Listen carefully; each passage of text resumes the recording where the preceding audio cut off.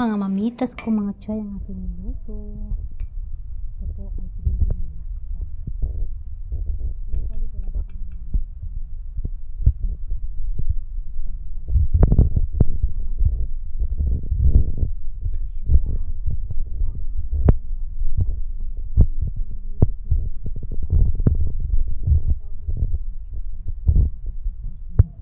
at saka yung fish cake nilagay ko na.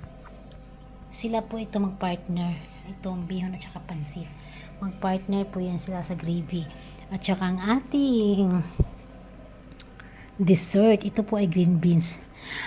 Ayoko nang chay, kumuha ng para i-ganituhin. Asa na ba? Sige nga, para ipakita ko na lang sa inyo, ibasan ko na lang ulit. Ito po siya mga chay, green beans at saka may sago, o diba? Pa-breakfast ni Busing sa kanyang mga mga alagad, o diba? Ang aga ko nagising kanina, tingnan nyo, wala pang hindi pa sila tapos na tayo magluto, o diba? Si nanay nagkape na, pasensya na kayo nung bumaba na ako ng showdown ko kanina mga choy, mga mamitas ko, mga choy, kasi nga nandyan ang nanay ko, nabigla din ako. Sabi niya, sinong kausap mo, Precious? Hindi naman yun magagalit. Siyempre respect lang tayo, kasi kahit kahit inaintay sa ating mga busing, kailangan pag nandyan sila, wag tayong mag cellphone. Ganyan kasi ako. Pero nahuli.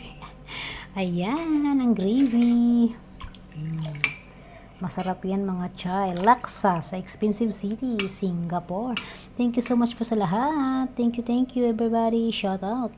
Signing out ng inyong lingkod, Maria Preciosa de Bio de Logad, Asparagus, Alberto Masconiana, Clarendo Magamontes.